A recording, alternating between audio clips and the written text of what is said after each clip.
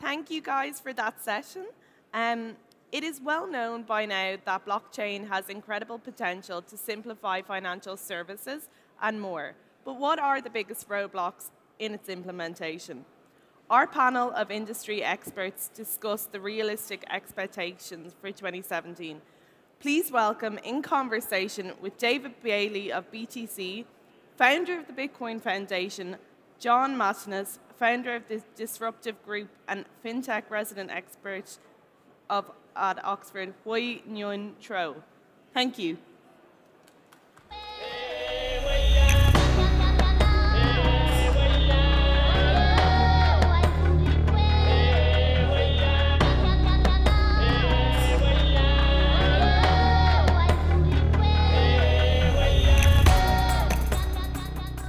Hello, hello. Welcome, everyone.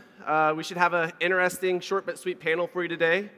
I'm David Bailey. I'm the CEO of BTC Media. We're a blockchain digital currency media group that has been covering this space since 2013.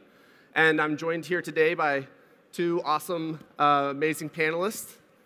Would you like to introduce yourself? Yeah. Morning, everyone. I'm Hui, and I am the CEO of the Disruptive Group, which is a business builder. We build businesses in finance in Europe and in Asia. I'm also the co-founder of CFT, which is an education platform for finance professionals to help them to have the skills for Finance 2.0. And I used to be in banking for quite a while, so I used to build businesses, most recently as a managing director at Citi. And before that, I used to be CEO of a tech company in the US. And I do a few other things. In addition, I write a blog called Disruptive Finance.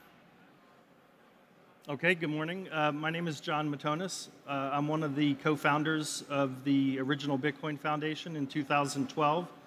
I have many other roles. I'm also a co-founder and chairman of Globitex.com, which is a new a digital currency trading platform for Euro and Bitcoin. And I'm also the vice president of corporate strategy for nChain, which is a new blockchain startup company based in London. All right, so before we get started, a quick question for the audience. How many people here don't know what a blockchain is? Oh, I call bullshit on that. No way. I think you have to ask it the other way around. Yeah, all right. How many people here know what a blockchain is?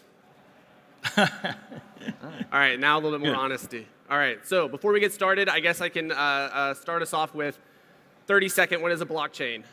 First blockchain came from Bitcoin. It's basically a distributed ledger that records all the transactions or activity of a network. It's a database architecture that's distributed to many different nodes so that each participant in the network can validate all the transactional history themselves without having to trust a third party about what transactions are valid. It started in Bitcoin, but it has now morphed into many more applications in many different networks with many different structures. So, all right, that's a bad job of explaining, but I did my best. So, John, it's 2017. Blockchain technology has been around for quite a while now. There's been over $1 billion invested into blockchain startups. Where are our blockchain production applications? Well, first of all, blockchain production applications depend on how you look at it. A lot of the proof of concepts at large financial institutions and corporations are still at the proof of concept level. I want to point out, though, the difference between public blockchains and private blockchains, because the majority of my comments are going to be related to public blockchains. Public blockchains are open, global, permissionless, and you have the global interoperability. A private blockchain would be something that would be permissioned, so someone, in other words, would have to grant you access. It wouldn't necessarily have the global interoperability because they're usually used in private, cloistered environments. So an easy way to think of it is the internet in the 1990s versus the intranet of the corporate intranets that wanted to seal off and cloister their environment because they were afraid of the Wild West internet. So that's the first distinction that I think we have to make. In terms of going mainstream, when you look at public blockchains, the financial applications within the Bitcoin blockchain in many cases, have already gone mainstream, at least at the financial level for financial settlement. And I want to point out an application in Bitcoin gaming. Bitcoin online gaming, for the last 2 or 3 years, I would say that Bitcoin as a gaming unit, gambling currency, has already gone mainstream.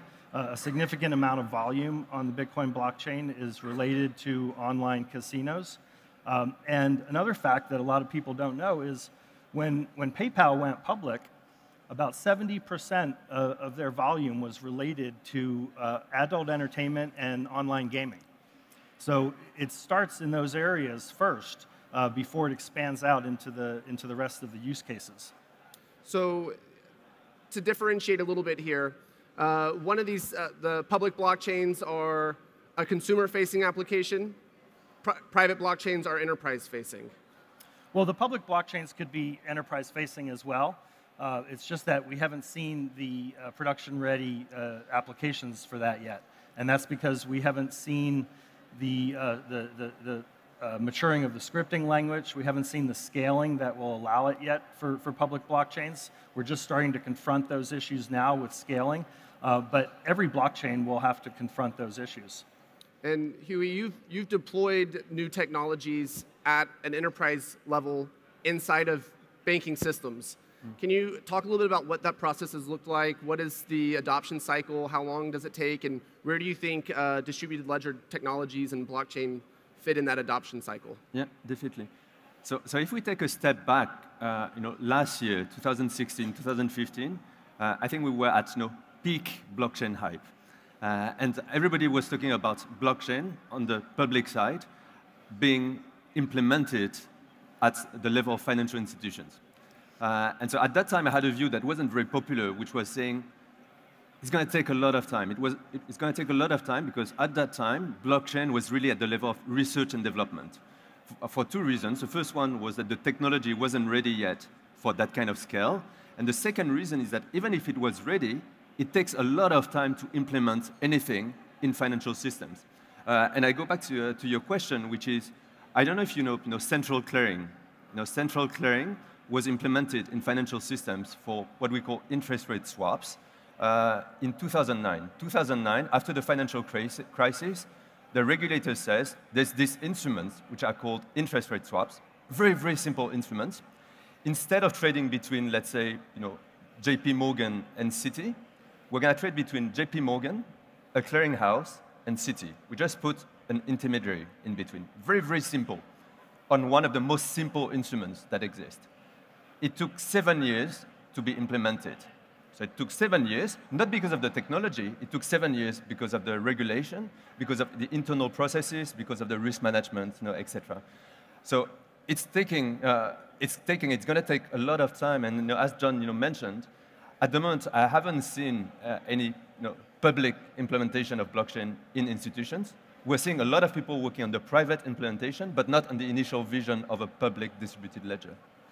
And Huey, talk a little bit about what we were discussing backstage about how blockchain architecture has inspired kind of a new design process when looking at building applications in general that maybe extend beyond distributed ledger technology specifically. Yeah, and I think that's one of the challenges today, which is what is a blockchain?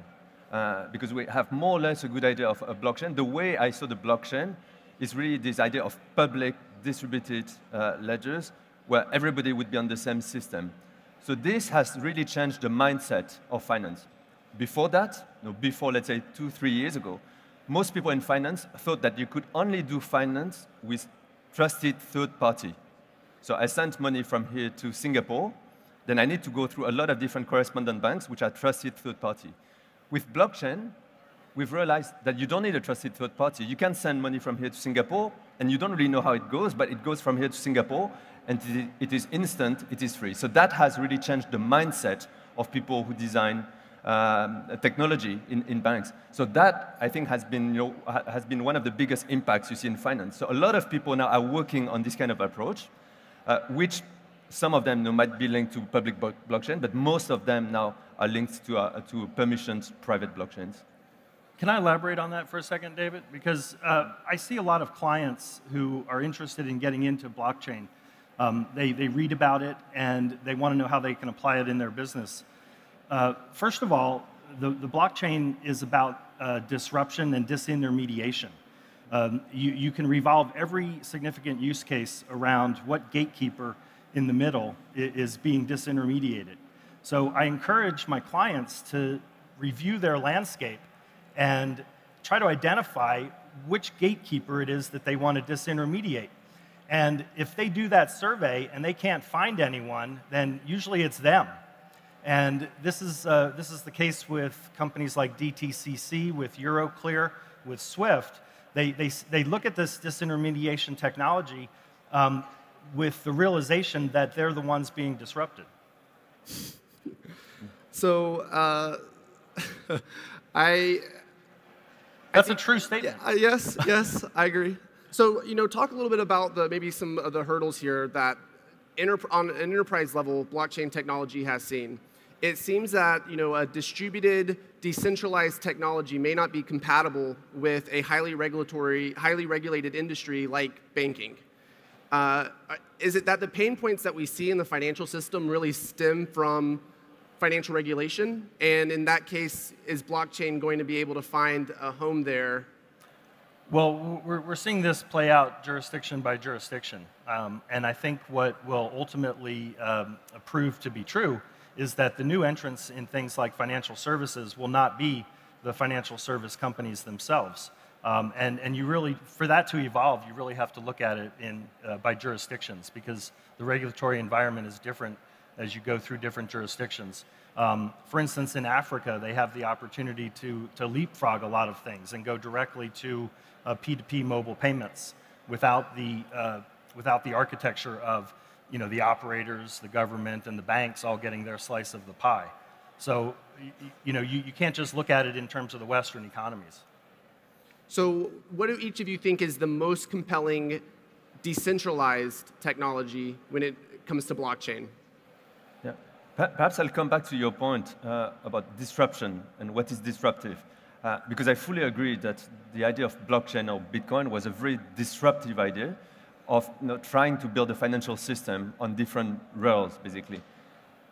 And I don't think it's happening today. I think that what's happening in blockchain is not disruptive at all. I think what's happening is that we've had this disruptive idea. You don't need to have a trusted third party. People started from this idea on trying to do things at large scale like R3. So R3, a lot of banks getting together and trying to rebuild the payment rails, for example. That hasn't happened. And what we're seeing in the case of R3 is that they're changing basically in their mission into not we're a blockchain provider or we use blockchain, but we try to improve the financial system by using whatever kind of technologies are available.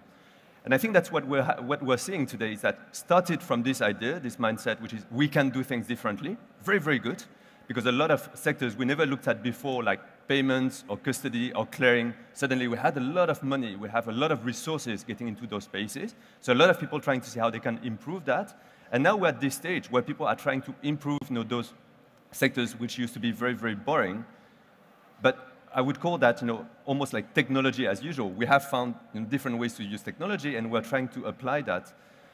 So I think we've lost the disruptive parts of blockchain at the institutional level. It doesn't mean that it's bad, because I think that there's a lot to do in terms of improving the financial system, but it's not disruptive. For me, the disruptive part still comes much more from the Bitcoin and cryptocurrency part than the blockchain applied at the financial institution. All right, so before I ask my decentralized application again, what year do you think we're going to see institutional deployment of blockchain technology on a large scale, production level scale? Well, for financial applications, we'll see it by 2020. I can't predict at the enterprise level smart contract stage. It's too blurry. But I have a follow-up, though, on, I'll let you go first. So last year I said in 10 years. So I don't know if I would say 9 years today or not. And that again, that depends on what do we call blockchain. Distributed ledgers, public, etc. I don't know. It's going to take a lot of time. Now, for example, DTCC, implementing some kind of ledgers within a private network for clearing of credit default swaps, that might happen quite quickly. Again, is it a blockchain or not? I think it's blockchain inspired, but it's not really the initial vision of blockchain. So I'm gonna make a calendar reminder, and in 5 years' time, I'll come back and ask that. 3 years for me. So. 3 years for you. All right. No, but in terms of the decentralized P2P applications, we won't exactly know when it's mainstream, but there will be some clues that we can point to. One of the clues will be that the part about the Bitcoin blockchain, or the part about the Ethereum public blockchain, will become transparent to the users. So they may be doing transactions on top of something, on top of an app, and they may not realize that the blockchain is even being used in that. I think that's an important clue. And there's 2 startups in that area that I wanted to mention because they highlight how you can have the Bitcoin blockchain framework in the background without the consumers even knowing it. One of those startup companies is called Abra, A-B-R-A, and another one is called Epiphyte in London. Abra is essentially an application that works like Uber, but for money remittance. And you don't even necessarily know that you're using Bitcoin in that case. The same thing with Epiphyte. They're doing global cross-border transactions, essentially with a Bitcoin backbone and APIs to handle the liquidity in and out of Bitcoin. Do you have one? So I think there's the example of Ripple. Ripple, for me, is a good example because Ripple started really a few years ago. It was really cryptocurrencies. So Ripple was a good example of cryptocurrencies, then talking about blockchain. And what Ripple is today, I don't think it's a blockchain, but it's an information system on top of existing payment rails, basically. And so that's the kind of transformations we've seen, which are quite interesting. It really started from cryptocurrencies, then this idea of distributed ledgers, blockchain. And what they do is that now it's an information system on top of existing core banking systems. So that's the kind of evolution we've seen. Again, is it going to be blockchain or it's not blockchain? I think one of the main things we're seeing is that peak blockchain, I think, was last year or 2 years ago. There's going to be a financial system which will be totally different, a bit like the internet, TCP, IP, etc., that will redesign the way we do finance. I don't think that's happening at the moment. I think that we have gone past this peak blockchain hype, so which starts to be a bit more boring, so people will talk less about it, I think, because we're really talking about technology, we're talking about IT, we're talking about framework within large banks, which how many of you really are passionate about core banking systems? Not that many. So I'm going to answer my own question. I think there's 2 projects that everyone in the room should be watching this year that are going to be coming to market. One is, well, the rumor mill is saying it'll come to market within the year, but is PBOC coin, so the Chinese RMB in digital form on top of a blockchain issued by the Chinese central bank.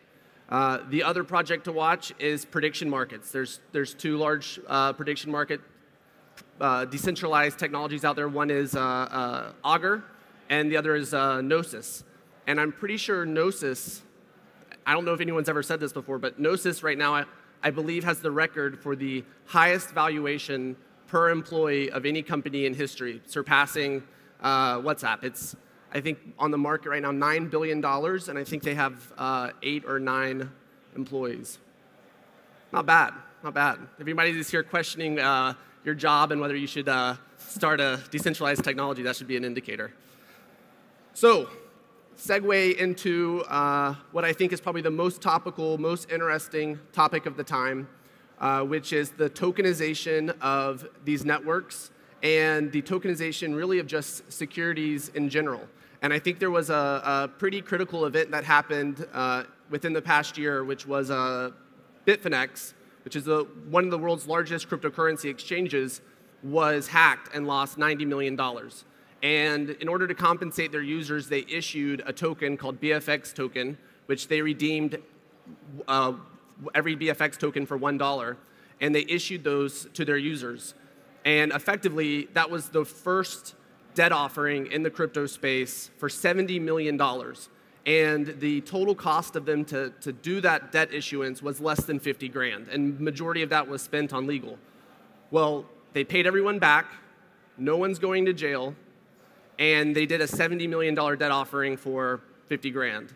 There's enough bankers in the room. You can do the calculation on what your firm would charge to do that on the primary market. It's significantly more. So I think that was a pretty interesting experiment for tokenization of a security, and everything worked out okay.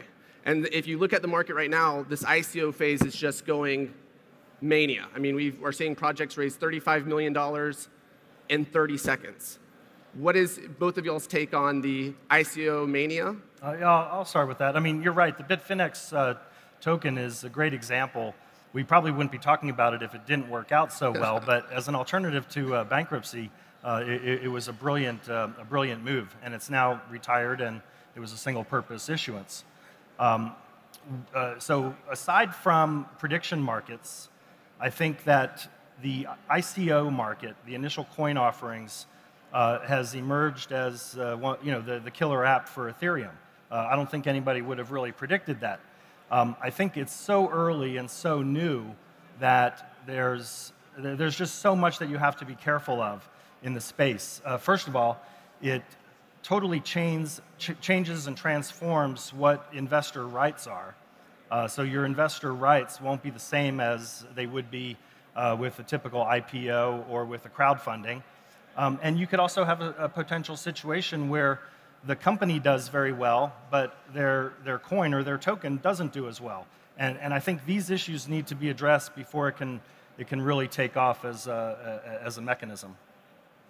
Do you have an opinion? Yeah, ICOs are very interesting. There's a company, I'm on the board of the Supercharger, which is one of the largest fintech accelerators in Asia. And one of our companies actually raised money 2 weeks ago. They raised $2 million in a day, through an ICO. So quite interesting because, as a startup, raising that amount of money in such an amount of time, it's totally different. And you mentioned, disruption. Definitely, that is the kind of disruption that I think is still very, very early on. So we don't know where it's going to go, but that's definitely the kind of methods which are very interesting to think of, a bit like crowdfunding a few years ago. It's just different ways of doing finance, and that could be there could be a lot of potential, but we're still early days. So Huey, you talked earlier about disruption, but Bitcoin really has developed in parallel to the existing financial system rather than trying to just disrupt the financial system. This ICO market is really developing in parallel to traditional financing, fundraising opportunities. What do you tell the institutions in the room that are seeing the triple-digit growth and the large amount of capital that's flowing into that space, but who can't touch it because it's not in the bylaws of what they're even able to invest into, or they can't touch it because of the regulatory issues? How does an institution get exposure to that market in today's regulated environment?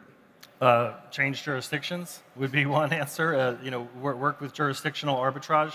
But for the ones that do the issuance, and I know several companies that are thinking about it because it's the flavor of the month, figure out a way to protect investor rights. I think that's the most important thing. Yeah, and for large organizations, in general, that's the issue of disruption in general, not just about Bitcoin or blockchain, but disruption. And the way for them to do that is that first they need to understand what's happening. So a lot of them have invested into blockchain mainly to improve their core infrastructure. But this part, which is not this part, outside of financial systems, most people don't really look at it. And as you said, that's something that can be big quite quickly. So just being aware of what's happening. Still hard for a large organization, of course, to be invested in that space. So I think ICOs in the past 3 months have raised more money than they did in all previous years. Last prediction, are ICOs going to be bigger or smaller 12 months from now? I think they will be bigger, but I don't think it's sustainable. I think that all depends on the price of Bitcoin. So if Bitcoin is bigger, it's going to be bigger. If Bitcoin is low, it's going to be lower. Or price of Ethereum. Yeah. Or Ethereum. Yes, totally agree. All right, well, that is all the time we have today. I hope that was enlightening. You only have 5 more years to wait before we can see some enterprise scale blockchain applications. So see you then. All right. Thank you. Thank you.